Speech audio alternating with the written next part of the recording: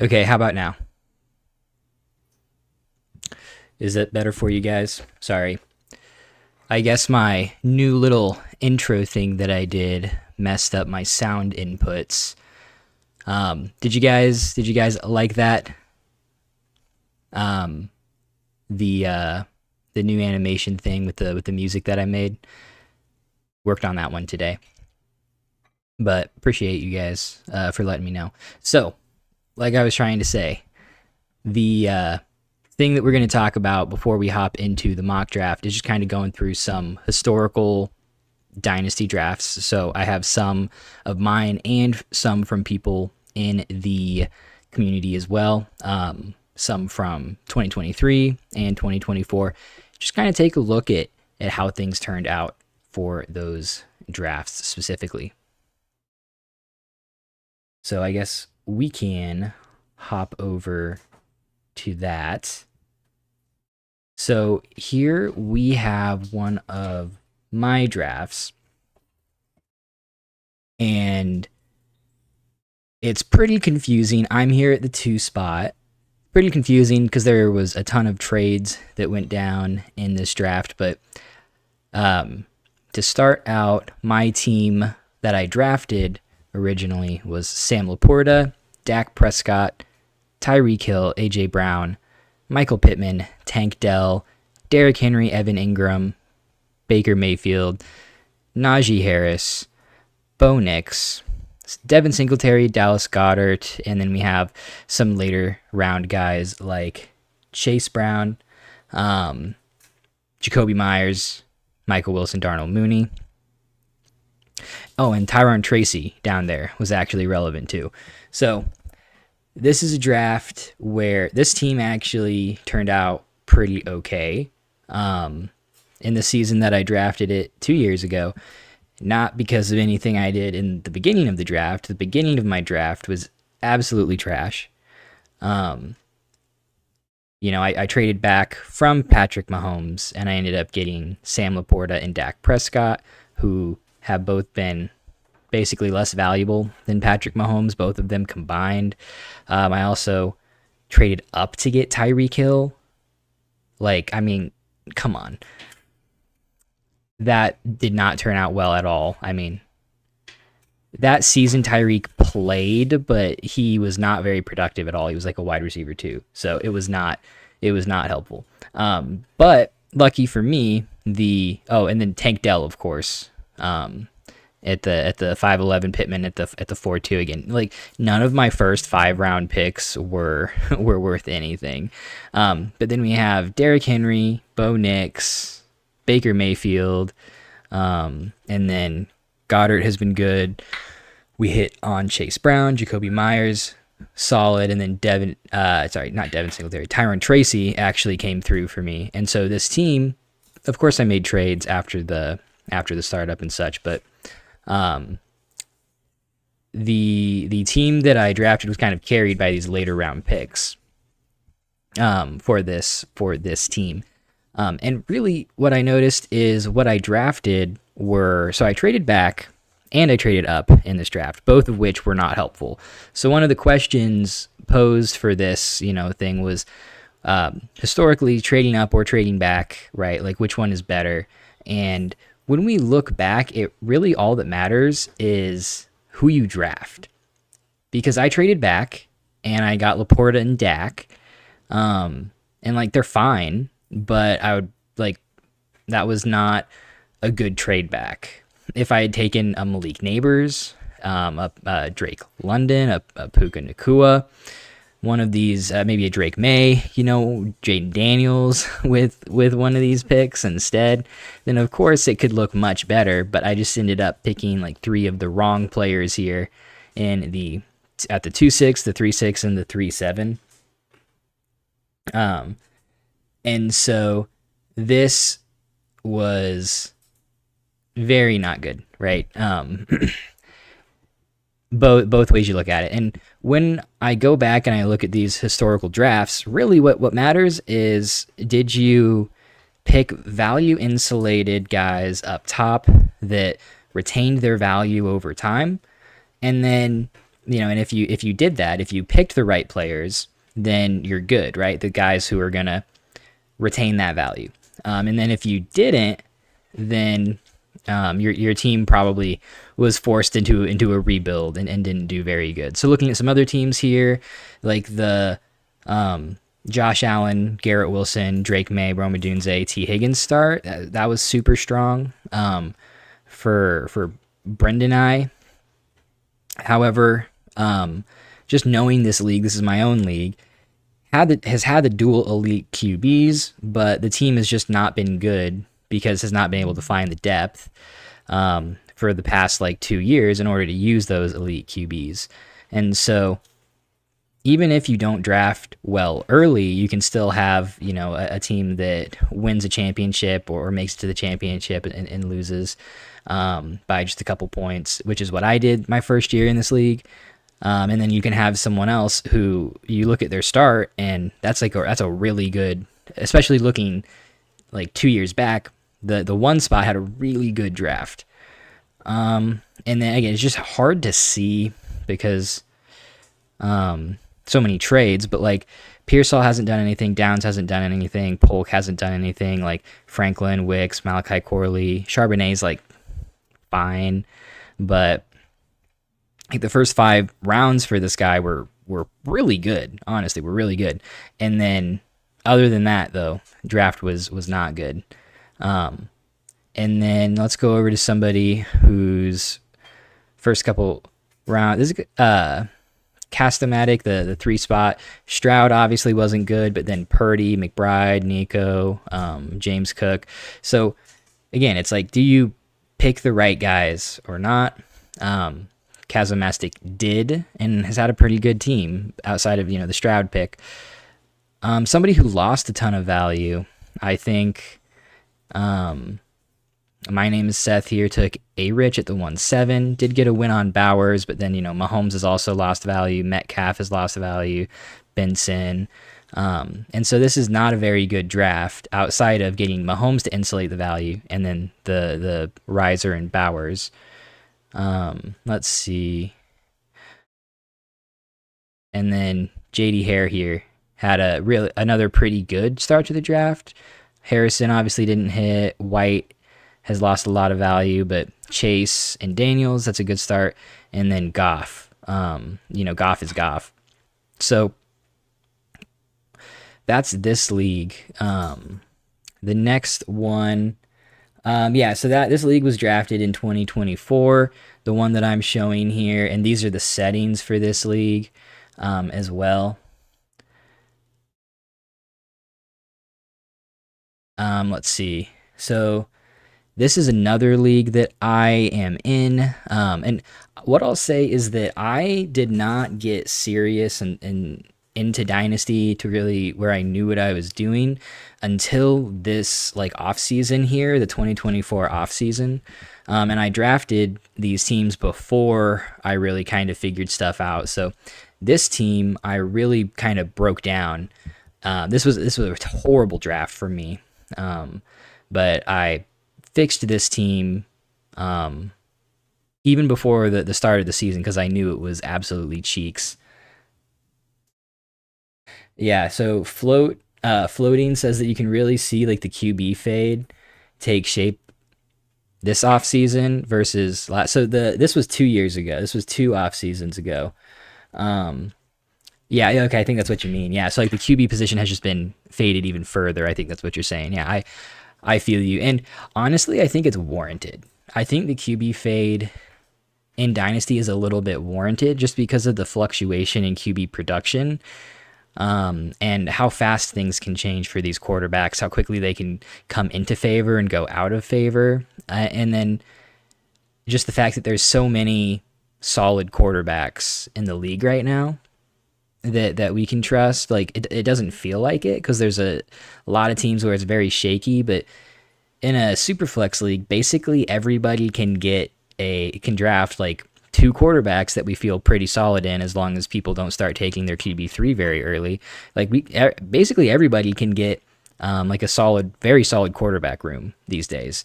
And so there's not a ton of reason to reach because there's a lot of players that we have high confidence in and have shown a history of solid production over time. And then just the volatility when these quarterbacks don't produce, because a quarterback producing has a lot to do with the team and their situation. So then when they don't produce, their prices fluctuate based on that production. So what's up, Shamrock? Glad you could be here. How are we doing on filling up the live league? Or the mock draft here. I just want to double check that real quick.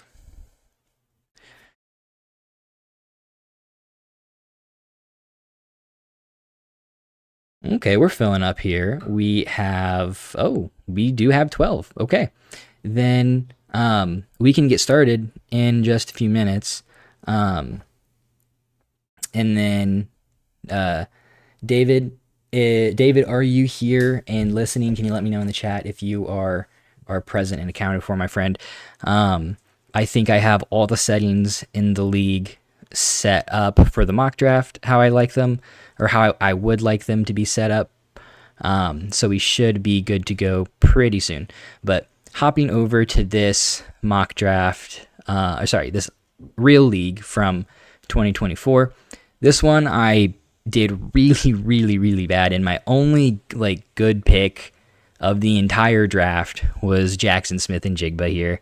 I traded up to get CJ Stroud. I was a big CJ Stroud fan. I really drank the Kool-Aid with Stroud in 2024. And so I traded up for him and then drafted Tyreek, another L, with drafting Tyreek, and then Dak Prescott, Kyren, Pacheco, Tank Dell, JSN, Keon Coleman, Njoku, Charbonnet, and Gus Edwards. And then even scrolling down, I did draft Tucker Kraft. That turned out to be nice, but he was really the only other bright spot, and I ended up trading him away before he broke out. So this was another team that was a major L. I ended up sending there we go. I ended up sending away Tyreek and Kyren and got Amon-Ra St. Brown. Made some other moves. Got Rashee Rice. I traded for Patrick Mahomes. I used Dak and a couple later round guys like Gus Edwards, DeAndre Hopkins, and I got Patrick Mahomes for Dak. So that was also super helpful. But this is a team that we're still working on it, but really what I did is I drafted the wrong players in the beginning, right? Stroud was not very value insulated. There was a lot of hype, and I drafted him, and he lost a lot of value because he wasn't insulated. And then I drafted Tyreek, another guy not insulated, Kyren Williams, another guy not insulated, and then I just didn't end up hitting on enough of those later round players to save this draft. Somebody who did really well is Buckafears here at the 6th spot. So Burrow and Herbert up top, super value insulated. I know both of them have lost some relative value, but they're both consensus top three round startup picks. Chris Olave lost some value but bounced back. ETN has of course lost some value over time, but he's still very relevant. Bryce Young has lost value, but he's still relevant. And then also drafted George Pickens, who gained a bunch of value. Christian Watson's relevant, Chase Brown and Zach Moss stack there, Dowdle. This was a really good draft because took some very value insulated players up top and then hit on some of these later round players. Let's see. Maz Dynasty here, pretty good team. That he drafted, a very productive team. Didn't age well because of all the veterans, but was very productive for that first year. And then Sauce, his team, kind of nuts, going Chase, Lamb, and London, and then Barkley, Addison, Baker Mayfield. Derek Carr is the QB2, but you can figure out a QB2. So again, the moral of the story and what I see across these leagues that really kind of determines whether a team is good is whether or not you draft these high value insulated players, and then what players do you hit on later in the draft. Here I have a 2023 league from one of our viewers, and I don't remember which league is okay. No, this is David's, and then okay, yeah, and then Nikolai sent me this one. Okay, so these are both from 2023. Nikolai's team drafted a pretty solid team, getting Mahomes, Gibbs up top, Devontae. This is 3 off seasons ago, so there's been a lot of turnover since that time. But Mahomes, Gibbs, Devontae Smith, Daniel Jones, Pittman, Ayuk, all these players are still very relevant. So yeah, I do want, David, I do want kickers for the rookie picks. Rookies are in the pool, but I can have them removed. Yeah, I would appreciate it if you would remove those for me, David. Thank you, sir. Yeah, so Nikolai drafted a pretty, like a team that's, if he kept this entire team, which, of course, it's been 3 years, trades have been made, but that's kept a bunch of value relative to some of these other teams, where we look at, I guess this isn't a good example because Jackson Smith and Jigba, and Flowers and Achane and Laporta and Purdy. This was a good draft because this manager just hit on a bunch of these upside guys. But, going Burrow super high, and then Kelsey, Ridley, lost a lot of value. Let's see. I'm trying to find a good one to show, but so many of these draft boards, there's been so many trades, it's hard to see who has what player until I click on them.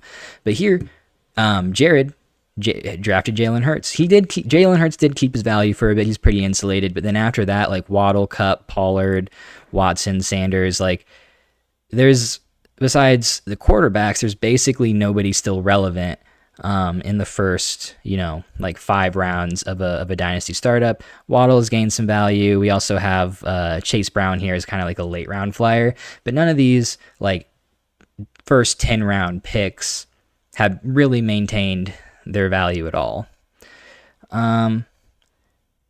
Let's see, the Snake Baldwin here. I mean, Lamar, insulated quarterback, and a lot of these teams like have insulated starts because everyone takes like one of the good quarterbacks up top, and the quarterbacks are, even though their values do fluctuate, they are pretty insulated, especially these early guys. So let's see. I guess a good example would be this team, maybe. I mean, taking like Fields up top, Walker, Stroud, Pierce, McLaurin. This is obviously a team that has aged very poorly. Let's see. This team also has aged pretty poorly outside of Bijan with like Watson, Andrews, and some of these guys. And then I guess the last one we'll go through here is David's. We'll take a look at David's team.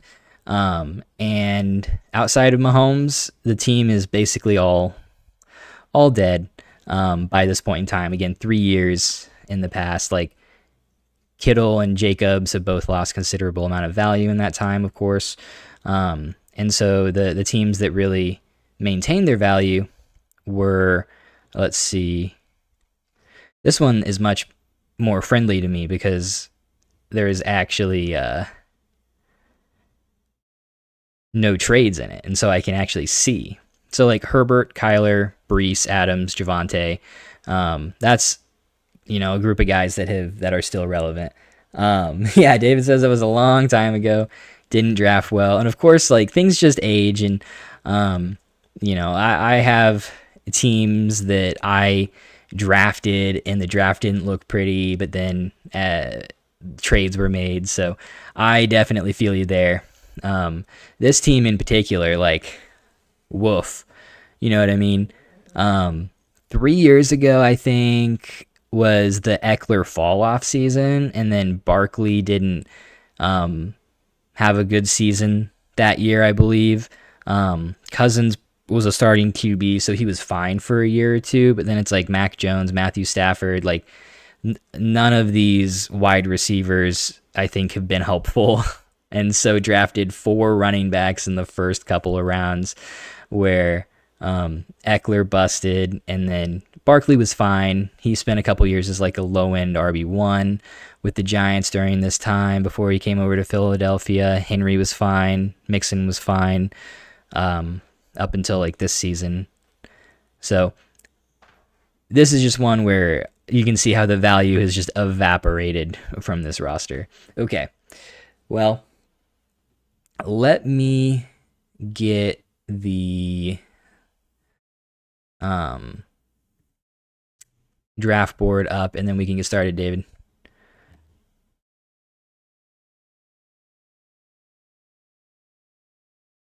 I guess we have to set the time, set it to, or what? How are we? I don't know how to do this on the computer. Oh well. I'll go back over to this for a second. David, can you please set up the draft? It's hard to do on your phone, or sorry, on the computer thing. I don't want to mess up any settings. I didn't realize I didn't have the draft time set. So there's a couple of questions in the chat. So Shamrock says, where am I on Hurts now with the tush push staying? Do you think he has good value? Okay, yeah, David, go ahead and start it when we're ready. Or sorry, when you are ready.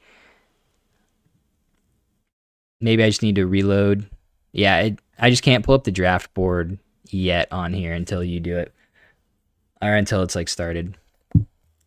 Or I guess there's a draft like set to be started. So where you can go ahead and do that, David. Yeah. Where am I at on Hurts?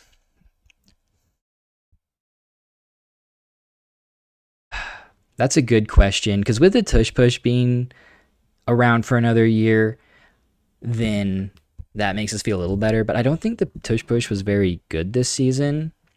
Like, let's go. You can go ahead and get started. Yeah. And then I'll pull it up. Jalen Hurts.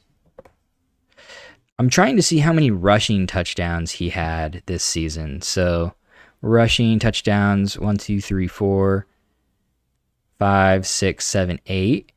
Only 8. Like, obviously, that's a lot.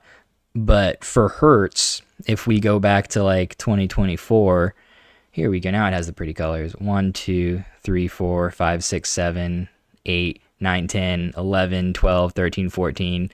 Like almost half as many rushing touchdowns. Oops. Oh, there we go. Okay, thank you, David. So the draft is starting. But I'll go ahead and just finish up what we're saying about Hurts. But even in 2025, he didn't score as many tush push touchdowns as he did in previous seasons. I don't know if it's because of the line changes or just how the Eagles were not as successful of an offense in 2025, but the tush push already just not quite as potent as it had been in the past. So that the tush push not being banned doesn't make me feel that much better about Hurts. And I think that we weren't incredibly concerned about his production.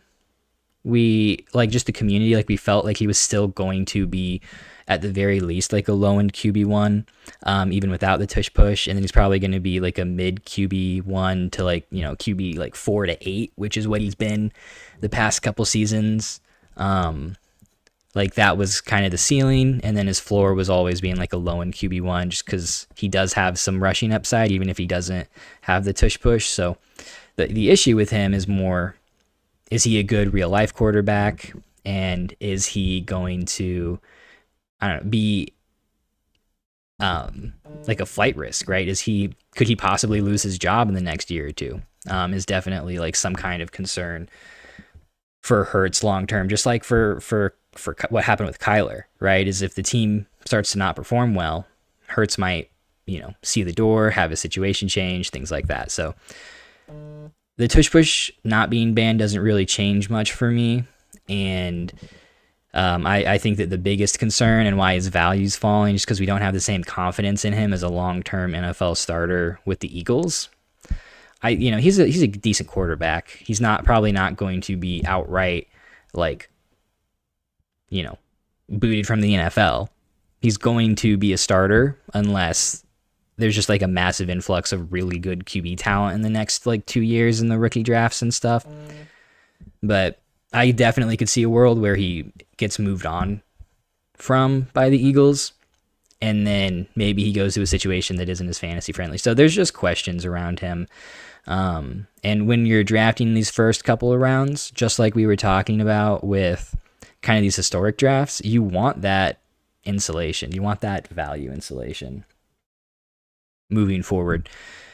Because really, if you think about it, obviously there's production coming from these first couple of rounds, but Bijan scoring 22 points isn't that much more impactful than one of these wide receivers scoring 19 points or one of these QBs scoring 21 points, right? It's just not that functionally different for your roster. And so, I guess I can draft. That's fine. Honestly, I looked at the draft board and I didn't see my name on it, and I just assumed that I wasn't in it, to be completely honest. I thought that because the last mock draft I don't think I was in, I thought I might just be I don't know, in the league, but not one of the people in the draft. So I just didn't see myself. Silly me. Sir Zerpician, I don't really know how you say that, but can somebody in the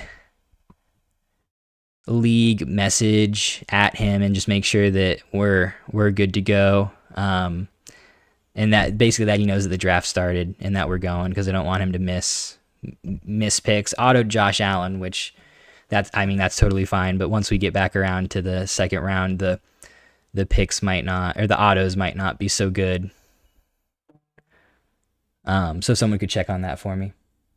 Yeah, thank you. Yeah, thank you, David. I didn't notice. I noticed at the last second. Okay, so Shamrock said that thanks for answering. I think there's a lot of guys to in that range, so I wasn't sure if he was worth getting, if you could get a discount. Yeah, he's just in that tier of those quarterbacks with Mahomes, Dart, Herbert, Burrow, that kind of range. If you like Trevor Lawrence at the end of that tier, then that's kind of where it's at. And I just have personally more confidence in the floor and the upside of a Mahomes or a Herbert or a Burrow. I need to turn off notifications from this league, or this is going to drive me nuts.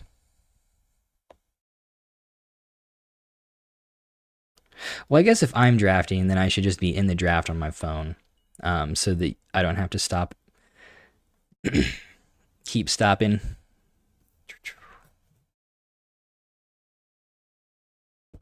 Hey, there we go. Okay.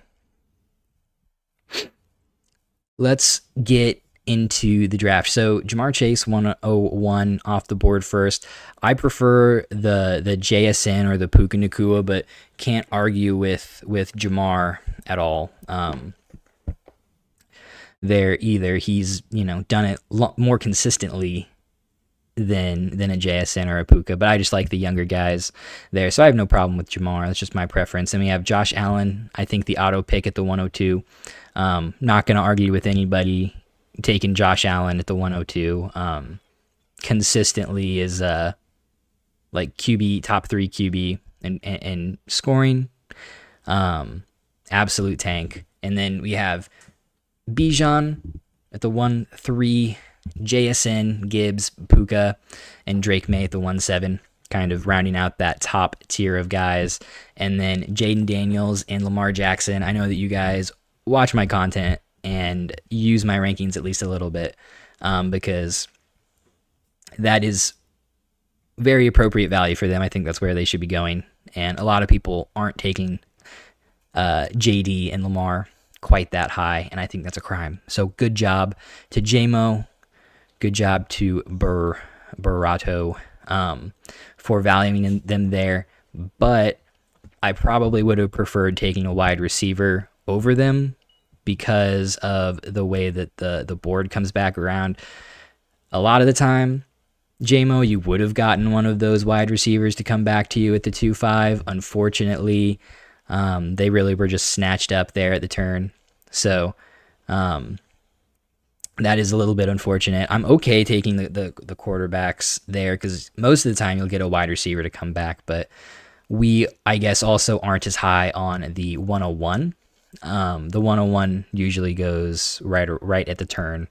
But again, I think that this is a better value, a better place to draft the 101, not taking it above like a St. Brown, a London, a Lamb, Jefferson, guys like that. Let's see, and then we have Trey McBride at the 110. That's much earlier than I would like to draft Trey McBride. St. Brown at the 111. Neighbors at the 12 with the Jefferson at the turn, pairing those wide receivers together. I'm going to go ahead and take Hampton here with my second pick. And I feel good about that. But yeah, love the Neighbors Jefferson start. And then we have Matty Bolock starting Brown Bowers right next to 424 starting McBride London. So two teams with the elite tight end start right next to each other. And then we have Lamb, the 101, Genty, Caleb, Achane. My pick, Hampton, Burrow at the 210, Taylor going a little early, but I think that our friend there is autoing still, unfortunately. Let's see. I'm going to double check and see if I can message.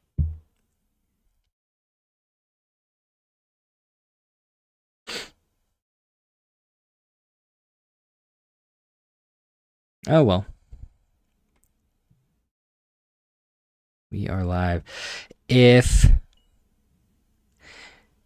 anyone who's watching wants to join, I can assign you as like, I think, a co-manager to the 2 spot. And since Zerpishian isn't here, somebody else could draft for him instead. And maybe save the draft a little bit. Let's see. Caleb Genty 2-6, Caleb 2-7, Achane at the 2-8. And then we have Pickens at the 2-12, so going wide receiver at the 1 spot. And I kind of like that. I like that. You don't normally get to do that at that spot in the draft. So I like going the dual wide receiver there. I think there's going to be some quarterback and running back values that they get back to you at the 3-12 and 4-1. So I like that start for you, Pugsley. Pugsley, I think, has not done a real league dynasty startup yet, and so wanted to get some practice with the mock draft. So go Pugsley, and you're killing it. So JMO said that he go Genty over the 101. Usually, but that the 101 has more value, and so that's what he went with. Oh, dang, that's really late for Tet. Dang. Tet at the 3-7. I think that's just sleeper ADP. But it might not be. I'm honestly not sure what the exact ADP is, but that is very, very late. I'm up now at the 3-9, and that's pretty easy. Just take Herbert. And that's why I didn't want to take Burrow at the 2-9. It's because Herbert is in the same tier for me, and Hampton is clearly a tier ahead of any running back that I could have gotten at that spot, or wide receiver, running back or wide receiver, unless Tet fell all the way to me at the 3-9.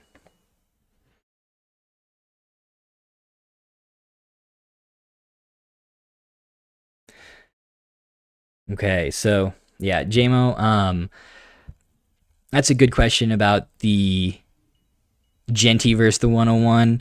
The thing is that, or I guess the way that I see it is that we know that Genty is a very talented running back. We're also confident that Love is a talented running back, but we haven't seen it, so we have more proof of concept with Genty.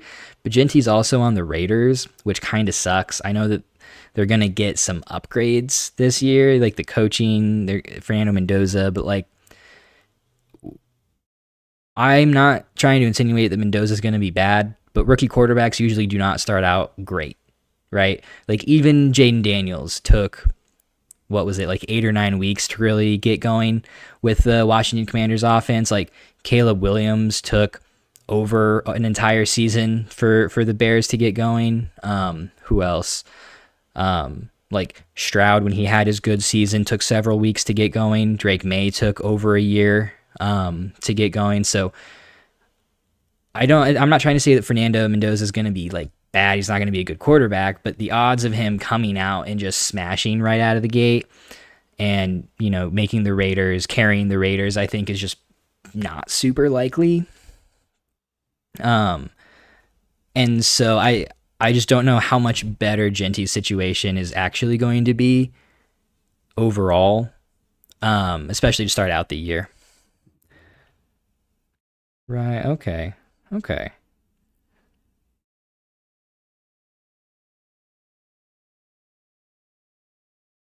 Oh, just in time, in the nick of time. There we go, Tyler Warren. I there was I wouldn't like to make that pick. I guess there was something else that was on the board that I probably would prefer a little bit more, but pretty close to Tyler Warren there. But let myself get distracted. So yeah, so basically to wrap it up, we don't know where Love is going to go, and he could go to a situation that is significantly better than what I'm expecting for Genty to have, especially to start the year. And so I get wanting the 101 over Genty because there's a chance that like they could go to Love could go to the Washington Commanders or the New York Giants and just have the opportunity to absolutely smash in a pretty good offense in either one of those scenarios. I am on the clock, a poo boy or poo boy, poo boy. But the live stream takes priority over the draft. Yeah, so let's see. Yeah, Shamrock, I'd love to have you in one of these mock drafts one of these days. Let's see. Okay. So kind of going back over some of these picks, we have Dart at the 3-1 to Finch. I really like that. Like Dart's just a real he is risky. I probably wouldn't have taken him over Mahomes or Herbert. But I do really like Dart. His upside is just super high. Both in terms of value and production because he's so young. And then we have Hurts, Cook, Collins, Mahomes, Olave, McMillan, who fell to the 3-7. Again, you guys will have to tell me. Was it, because I wasn't paying attention, was it the sleeper ADP that had him that low, or did you guys just not want to draft T-Mac? And then we have Loveland at the 3-8, Herbert, Wilson, Nix, and Travion at the 3-12. That is a bit of a reach on Travion. I know that is there's a pretty big tier of running back, and but I have Travion more towards the bottom of it, but I think that the 102 was a better pick there. I think some of the wide receivers were probably better picks. Some of the quarterbacks were probably better picks there as well, like a Lawrence. But that is kind of a teardrop right there. Honestly, I kind of feel like Herbert was the end of the tier besides like the 102 there. I think if I had been paying a little bit more attention, I might have taken the 103 over Warren, but I think that I have those assets ranked very, very close. Um, Loveland going like a half round above Warren. I do think they should be closer than that. So I don't hate the Loveland pick at the 3-8, but I do think that Warren should be going closer to Loveland. And so whether that's, Loveland should be going lower, Warren should be going higher. I'll leave that up to you guys to decide. Moving on to the 4th round, we have Purdy, Igbuka, the 102, Warren, McConkey, Lawrence, the 103 there at the 4-7, and then kind of a run of running backs with Chase Brown, Walker, Breece Hall, and McCaffrey all coming off here in a short span. And then Dak at the 410 and the 104 at the turn here with McCaffrey. So looking at the drafts more overall, I like what Pugsley's putting down. I like the Purdy pick. I like the 2 wide receiver picks. Henderson has just been going like late 5th round, so that was a bit of a reach on him. If you like him, then more power to you. But that probably would have been a better spot to grab maybe like a McConkey, a Warren, the 102, or like a Trevor Lawrence. Burden at the 5-2, interesting considering someone who hasn't been drafted yet. Bucky at the 5-3, and then Rice at the 5-4 here. It's just so hard with Rice. Like, it doesn't look pretty, but when he's on the field, he smashes. I guess he also smashes cars into other cars. Let's see. I'll ignore the auto picker at the 2 spot. Luckily the draft looks pretty normal. I think that Bo Nix should be going higher than this, to be honest. I think he should be, well, I guess this is a fine place, but I think that with the addition of Waddle, I kind of think that Bo Nix should be getting a value bump, and I really don't feel like he is. Like, the problem with Nix, it's like, oh, he has rushing upside, but he doesn't really have real weapons. The offense is going to be bad. Like, or I guess it's going to be a relatively low-scoring offense, but just because of the way the offense runs and because they have an elite defense. Like, we're just not expecting Denver to put up that many points. But now people are super excited about Waddle, and somebody's got to throw Waddle the ball.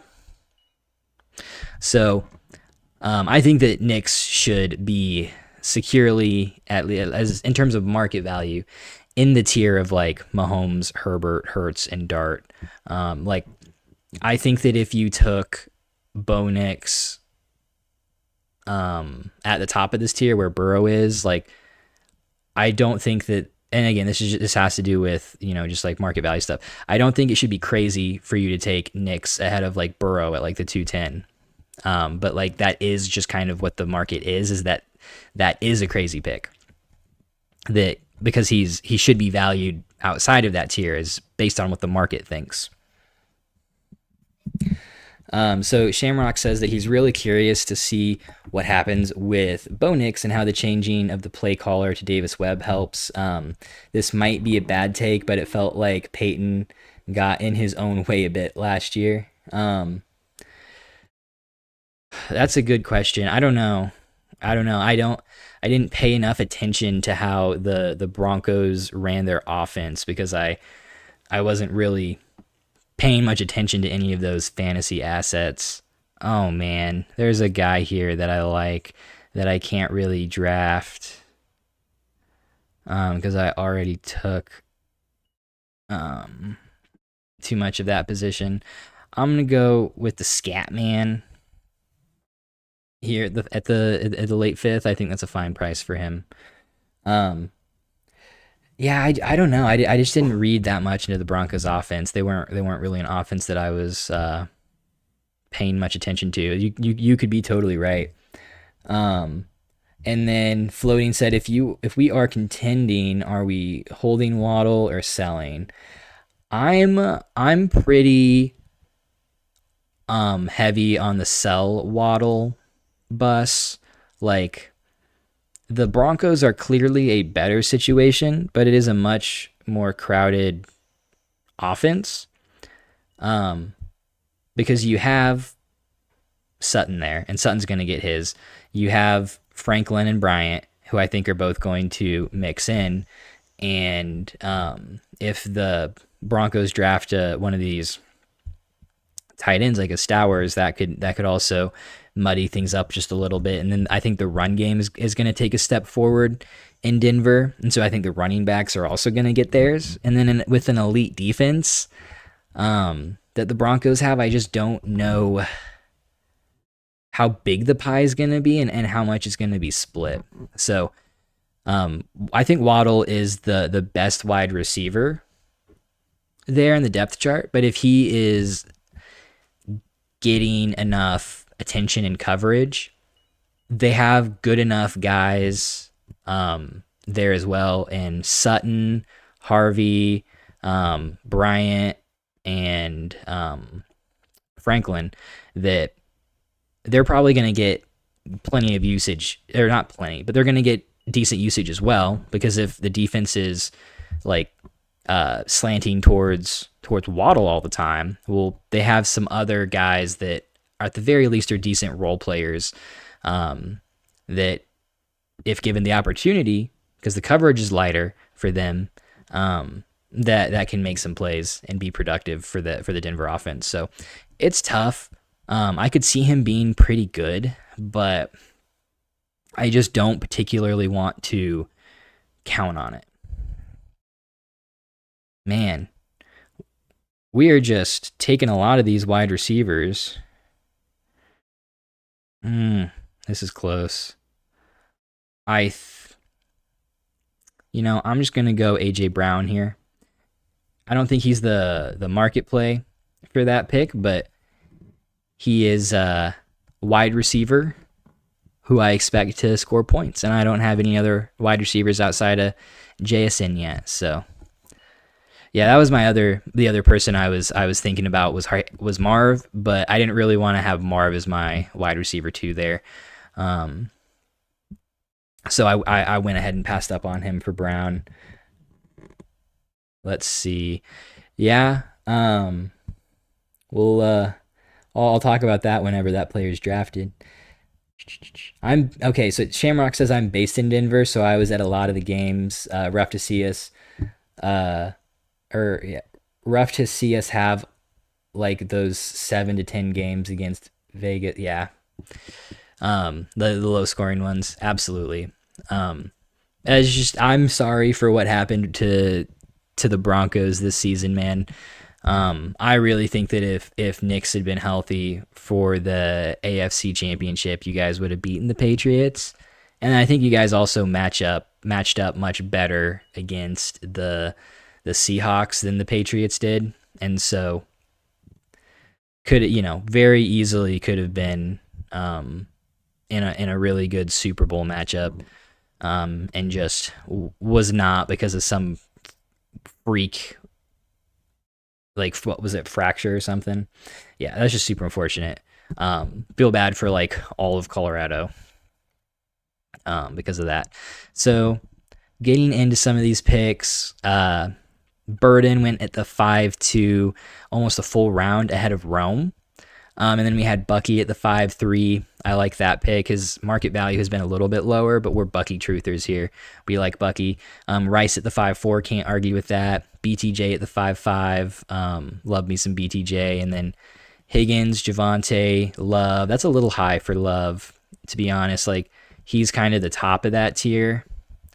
And so just taking the top of it, I feel like you could have gotten comparable quarterback, or maybe even Love on the way back around there at the 6-5, and had your pick of a wide receiver in that little grouping ahead of Marvin Harrison. But if you were also fine drafting Love and then taking whatever wide receiver fell to you, that also worked out. So no problem there. I took Scat, and then we have Fannin at the 5-10.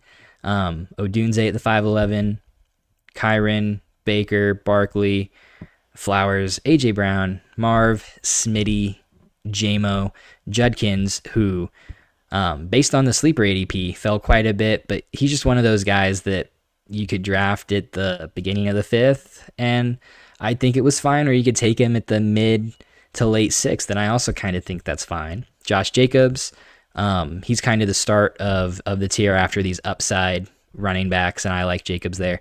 Goff at the 6'10", and then what is that? That's the 1.5? Dang, that went late. And then we have Kraft at the 6'12". I probably should have gone the 1.5 over Brown. I just don't do a good job keeping track of picks whenever I'm streaming. And then we have Kraft at the 6'12". Finally, if I hadn't taken Warren in the 4th, I would have gone Kraft in the 5th. So, over Scat for sure. I would have gone Kraft in the 5th. So, I really think that if we were valuing them appropriately, Kraft should be like a 4th round drafted tight end. But that's neither here nor there. So, excellent price on Kraft from Finch. I really like his draft so far, getting the elite wide receivers up top, and then just kind of taking the value that fell back, taking the production. CMC, that's not like a good like value pick, but I mean it's Christian McCaffrey. Again, if you could have taken him anywhere in the 5th, and he's like a solid pick there. And then getting Henry as well, looking like a monster of a contender right out of the gate for Finch. Then we have Cam Ward, the 7.2, Waddle, 7.3, Stroud, Etienne, and Shuck. I really like the Shuck pick there for Schultzy. Oh, David said that he thought that was the 1.6, not the 1.5. Yeah, it's hard to keep track of those draft picks, and I usually do a good job if I'm actually drafting, but it's hard to stream and draft. Harvey there at the 7.7. I think that's an excellent price for Harvey there. He's fallen quite a bit, but I like Harvey at the 7.7 a lot, so that's a good pick. James, let's see. I have Love right at the end of a tier. Purdy, Dak, and Knicks says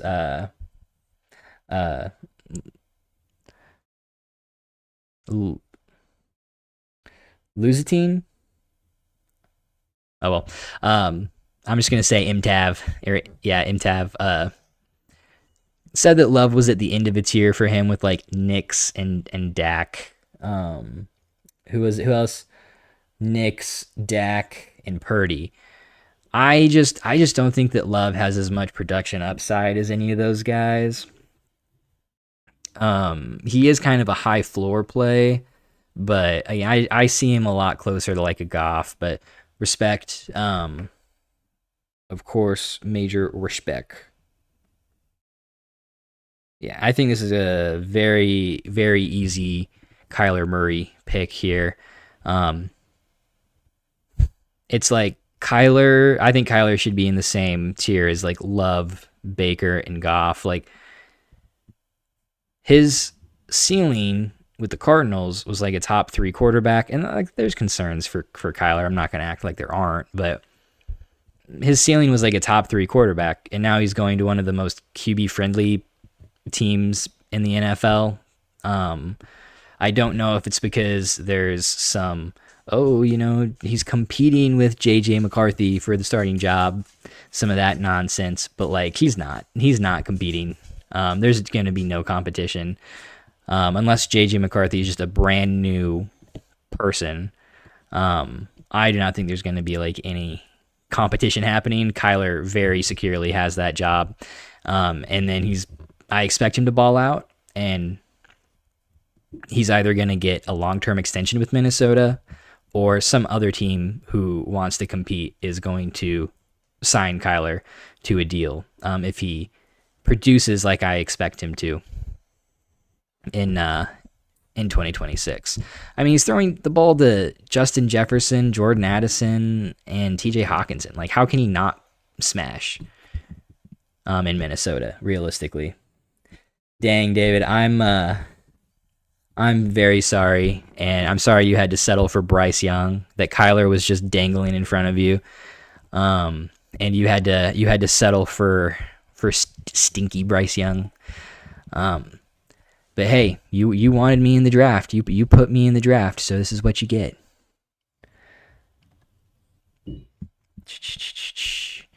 Okay, who else are good picks? I like Laporta there. Um, I do not really like Darnold either. So sorry, MTav, your QB room is not too interesting to me. Um, just both like kind of low or high floor, like low ceiling options. I guess honestly, Darnold doesn't have a high floor either because they could legitimately win a game by 15 points, and he could have 150 passing yards and 0 touchdowns, and that's just kind of is how it be. But Love is more of like a high floor, low ceiling guy. Let's see. Waddle in the seventh. In terms of like market value, he has been going higher than that, but I think that's an appropriate spot for him. Like, are we really expecting his production profile to be significantly different from like a JMO? I don't think so. I don't really think so. And he could outproduce JMO for sure. I'm not saying that he couldn't or that he won't, but I just don't think you're going to get significantly better production to make up for the age discrepancy between the two of them. And that's a good pick. There, the 106. I do like that.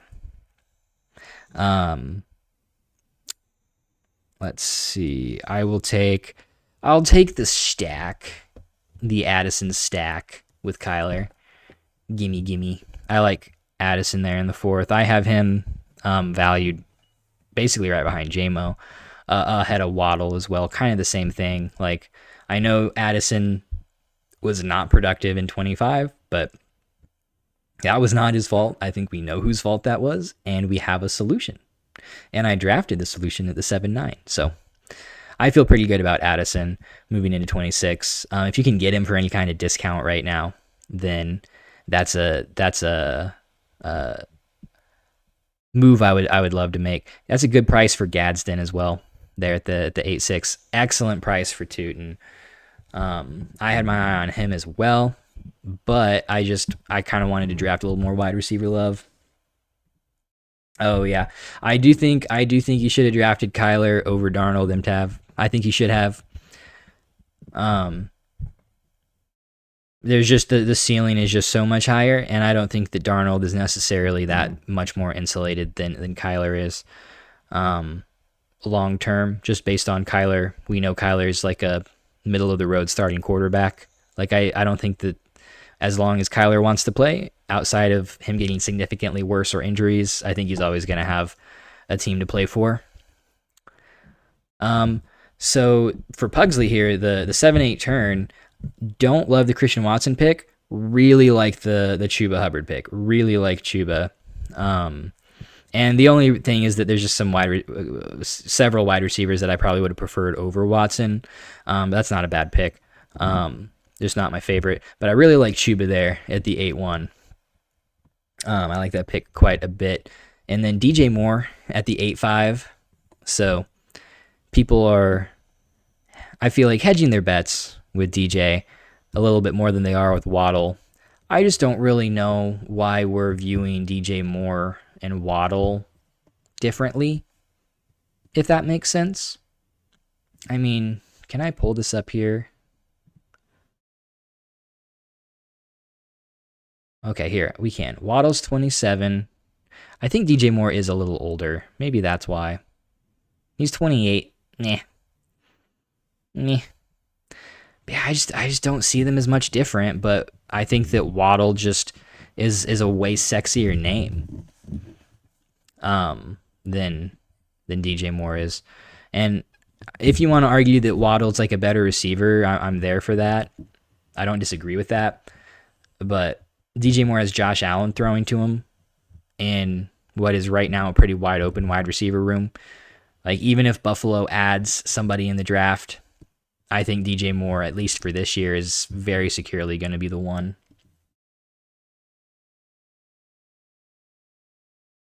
Ooh, yeah, MTav said that I have Kyler in an actual Dynasty League. Good job.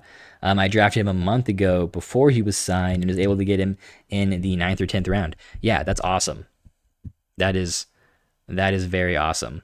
That was an excellent pick where you had him, and as soon as he starts scoring points, like I think Kyler is going to be valued very close to, again, if he produces like I'm expecting him to, as like a mid QB1 in Minnesota, I think he's going to jump up to the like Prescott, Purdy, Jordan Love tier pretty quick. It's just the Dynasty community has to see the production in guys that we are out on, right? It just takes some time to bounce back. Sorry, my nose is itchy. Probably my dang cat and his fault.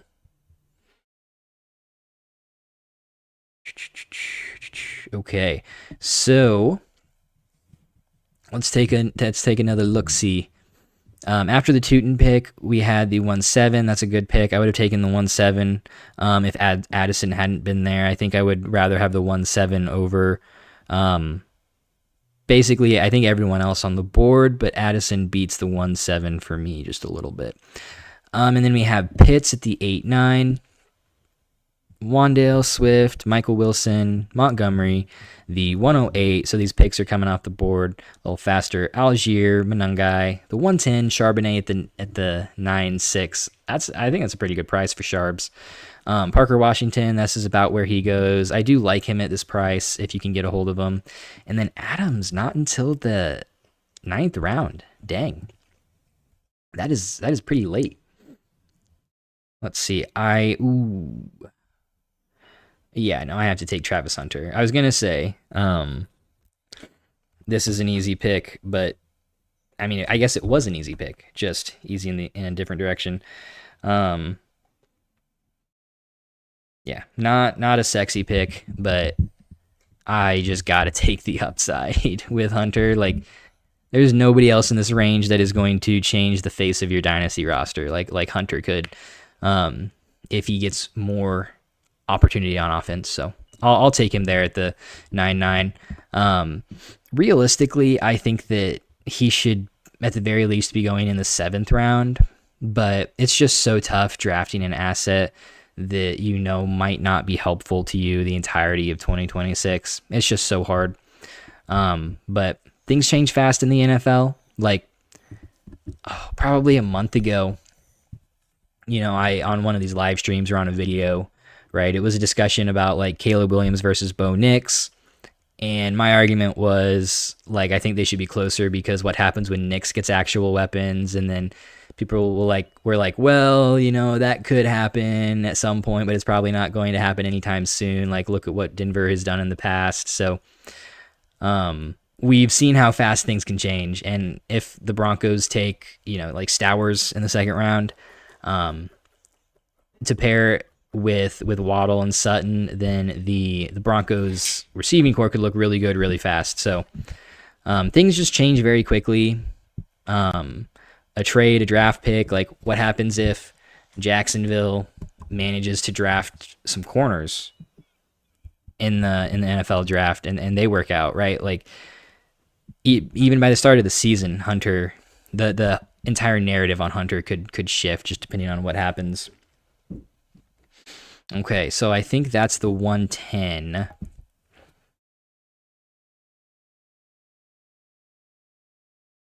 Man. Yeah.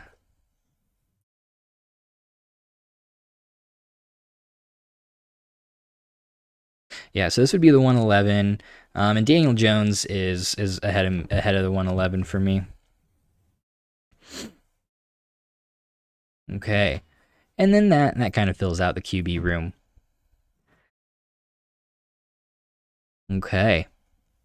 I really like the price for Pearsall in the 9th. Just very high upside play. Very risky, but again, like he's one of these guys that could really change how your entire team looks if he hits. So I like Pearsall there. In the auto drafted team, I actually kind of like the auto drafted team, not gonna lie. A lot of upside at the wide receiver position, some productive running backs, very good QB core, and then the tight end position is also strong. So like the AI is doing really good here, drafting a killer dynasty roster. Let's see.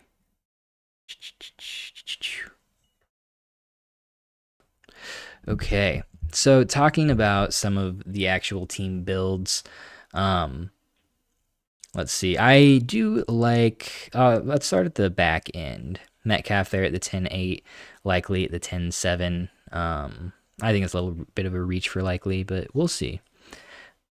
I really like Finch's Neighbors Jefferson start, and then going Dart the 104, McCaffrey, Kraft, Henry, and Montgomery. Michael Wilson for some upside at the wide receiver position. I don't love Michael Wilson at that price, but you have your wide receiver position figured out with Neighbors and Jefferson, and so you can take some upside swings on a guy like Michael Wilson here in the later rounds, and I'm totally fine with that. But yeah, I really like the team build. Might be my favorite team in the draft so far. And then Matty Bullock going Amon-Ra Bowers. Just looking down the board, like just didn't get really any good wide receiver values to fall back to him. Obviously has Luther Burden, but Burden could be, a hero or a zero. So I would like Matty Locke's draft a lot better if he went London or Lamb over Bowers, and that's just basically what happens every single time. Is someone takes these elite tight ends early, and I just end up thinking I would have much rather had the wide receiver or the quarterback, or even like a running back up top.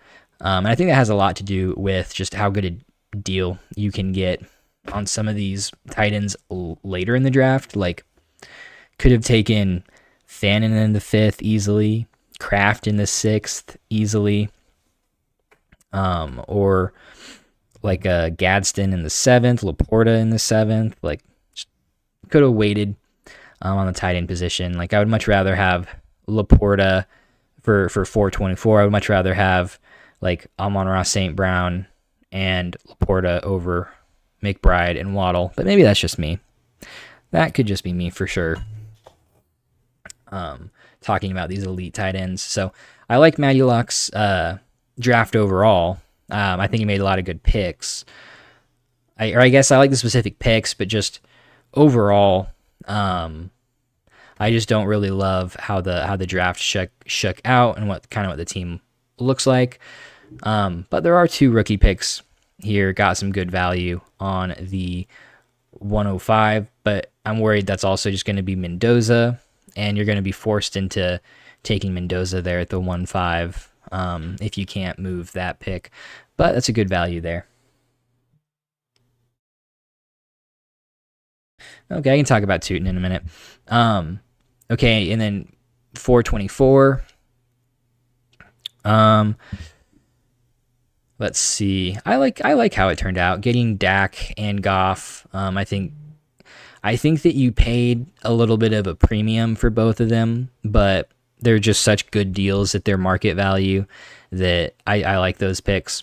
And then pairing London with like Waddle, Robinson, Dobbs, like you'll probably get some good wide receiver production out of a combination of those. Obviously, you have the elite tight end, and then the running back position's pretty strong. So I like that draft. Even though you went McBride early, you got some good later round value at the quarterback and running back positions. And then Barato 11 at the 9 spot, starting out with Lamar, and then CD into Nico Collins, Walker. Wide receiver room of Lamb, Nico, Rice sounds really good. And then Pittman too there in the 10th, I think was a great pick, a bit of a value faller. And then getting Walker, Jacobs, Monungai, and Warren. I think that's a pretty strong running back room as well. And then obviously Lamar is fantastic to have as your QB1. And let's see. Probably would have taken some other guys over Stroud, but I like Stroud too. Like, I think that it's just the situation in Houston is the predominant thing that's screwing with him, both in terms of fantasy and real play. So I don't hate Stroud, don't hate that pick, and I like the draft. Then we have JMO taking Jaden Daniels, the 101, Mahomes, and Chase Brown with his first 4 picks. And then BTJ, Judkins, ETN, and some picks as well. I like the picks on these late firsts. I like the value on these picks, getting the late firsts. So I like that. And let's just see who is left here in the 11th round. Who even is B. Miller? Like, I just don't even know who you are. I think that I'll get a running back that I like to come back around. And so I think I'll go wide receiver here. Oh man, I'm running out of time. There we go. I'll take Brandon Ayuk.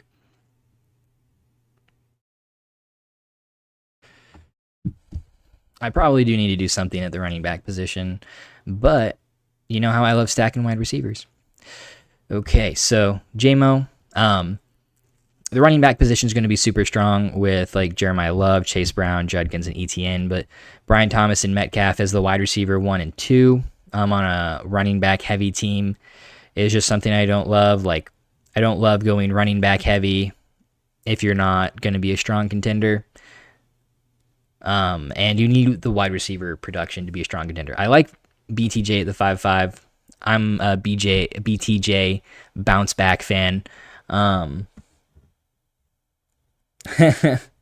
Being a Texans fan might be the reason I took Stroud there. That's funny.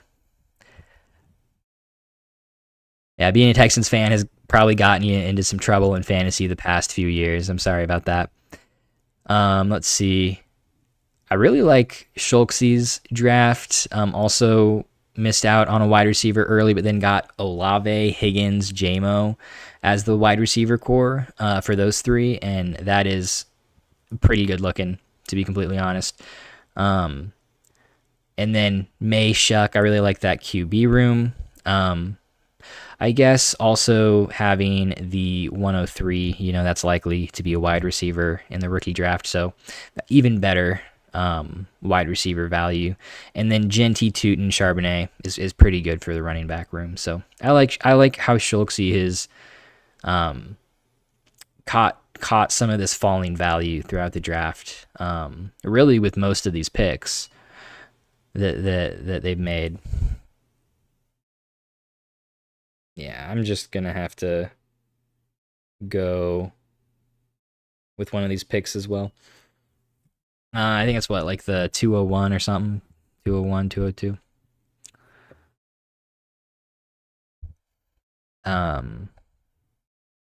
Let's see. I probably should have gone a pick instead of Ayuk as well. I was thinking about it. Okay. For James Poyos. Puka up top, and then Caleb Williams in the second round. I just don't love Caleb in the second, but 207, that's not a horrible price for him there. And then T-Mac at the 3-7, that's a really good pick. So with Puka, T-Mac, Smith, Parker Washington, and Higgins, really solid wide receiver room there out of the 6th spot, but then also 2 guys that are pretty high in QBs, about young value insulated QBs with Williams and Lawrence. So that's awesome. Love getting some strong quarterback insulation in production and strong wide receiver insulation in production too. And then slamming like Javonte, Harvey, Brooks, White. Just some upside, cheaper upside at the RB position. Love it. Probably would have gone like a Saquon or a Judkins over Javonte there at the 5-7 if or a Scat, but Javonte is a fine pick too. I do have Javonte kind of in that tier below. MTAV's draft, Gibbs, Achane up top, so strong running back room, and then Loveland in the third, then McConkey, Harrison, Moore, Adams, and Sutton. So I think MTAV landed the plane here with his draft because went pretty late without getting a wide receiver or a quarterback.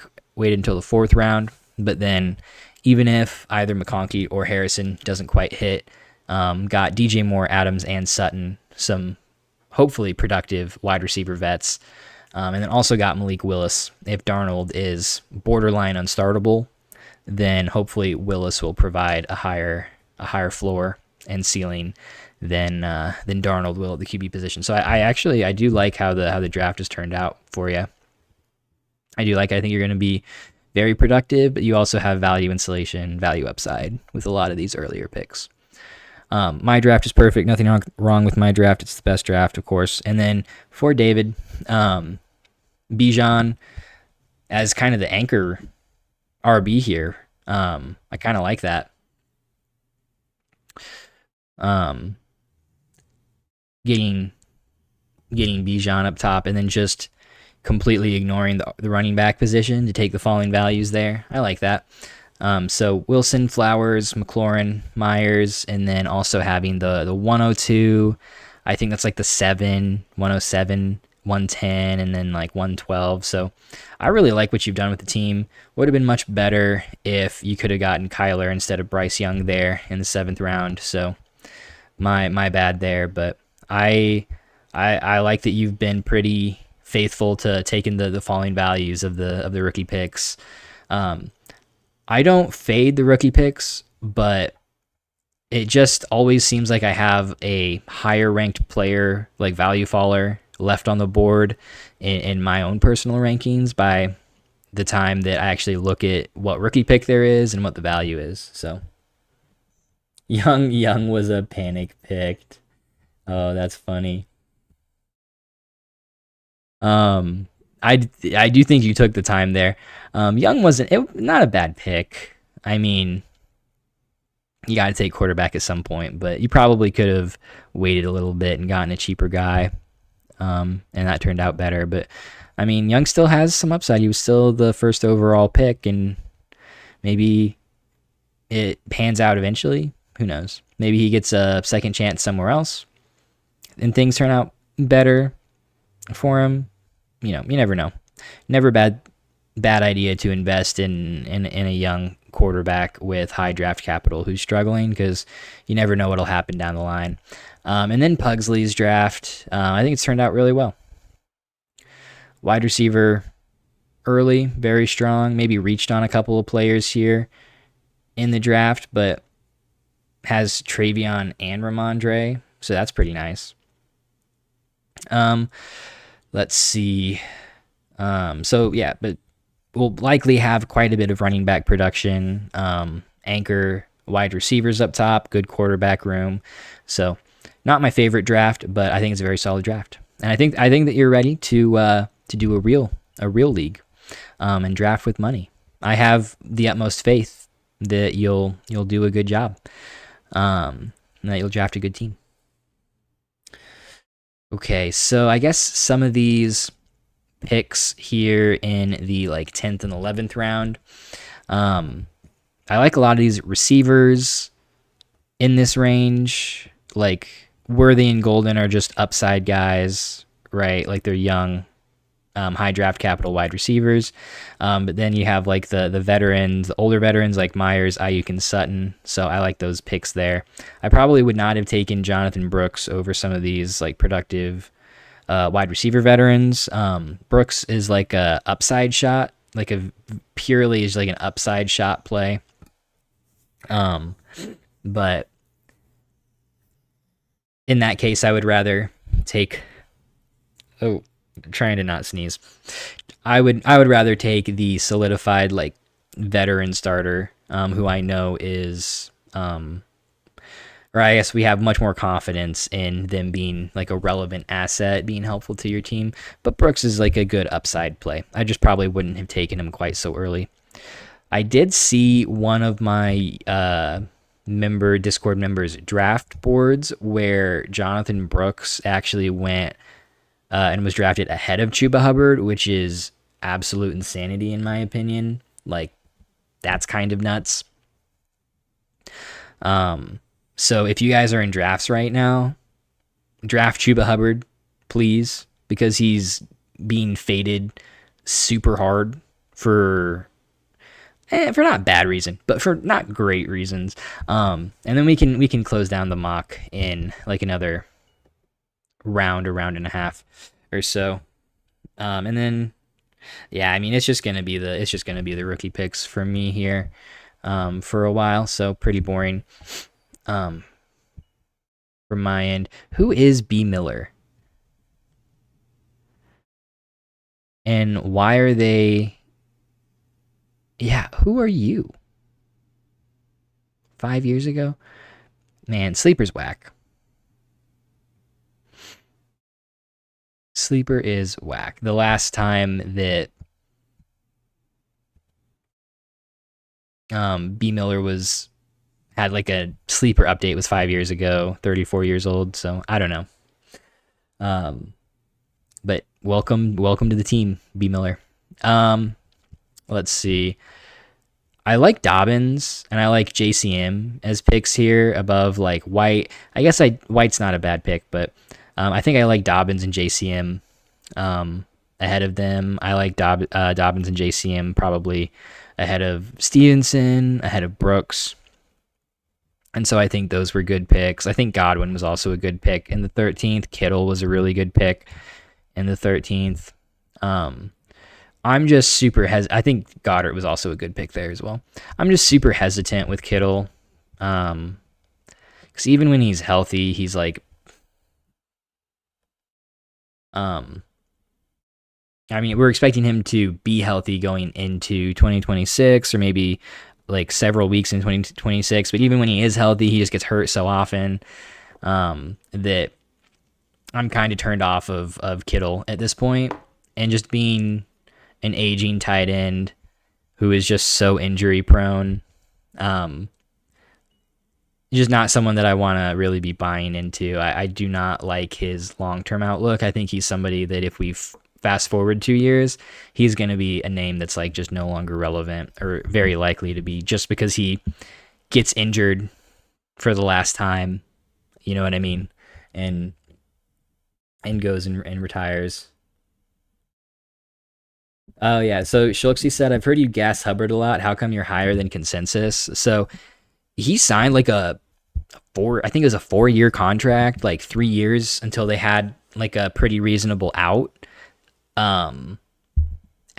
before this season. I'm pretty sure, someone correct me if I'm wrong, but Hubbard I think is like pretty for sure on the Panthers for 2 years. They moved on from Dowdle, and that was the whole thing, is like, oh, Dowdle's actually good, he can ball, and they moved on from him. So if the Panthers wanted to keep a big split in the running back room, if they wanted to have two guys, they could have just kept Dowdle. And then moving on from Dowdle very clearly just kind of signals that Chuba's the guy. And Jonathan Brooks is there. He's an upside play. I like investing in Jonathan Brooks if I can get him really cheap. But like, are we really expecting Brooks, who's done legitimately nothing in the NFL, to come in and just like usurp Hubbard? Are we expecting Trevor Etienne to come in and usurp Hubbard? Like, in the range of outcomes, the most likely thing is that Hubbard is the guy there and is like a modern day workhorse type guy. Is it me again? No. Yeah. Let's see. What button? There we go. Okay, I'm going to go ahead and pause the draft. But yeah, so like, the most likely outcome is that Hubbard is the guy who gets most of the work. And what did the running back in Carolina do last year whenever they got most of the work? Like whoever it was at the time, right? Like whoever was getting the majority of the snaps for that week was averaging like 16, 17 points per game in Carolina. Like they were built through the run game. And so the other thing with Dowdle is his emergence. Like I don't think that Dowdle suddenly got much better, like significantly better. I think he's always been decent. But him killing it in Carolina, what that tells me is that Carolina has a really good run scheme. It's just really run friendly. And so I want the starting running back for the Carolina Panthers because their run game literally carried their shitty passing game to the playoffs. Like it was, their success was built completely on the back of the run game. And so I really want to buy into that backfield because it's very run friendly.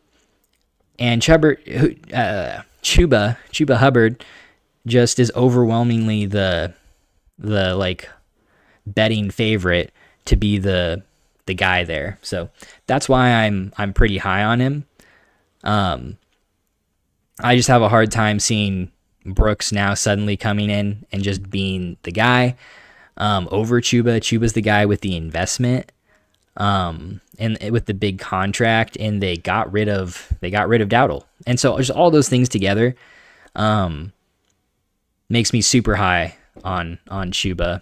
And what he could do in 2026. And he's just one of those guys that we're down on, the community's down on, but as soon as he starts producing, if he produces, right, like he's going to jump up in value and people are going to want him. So that's the Chubda.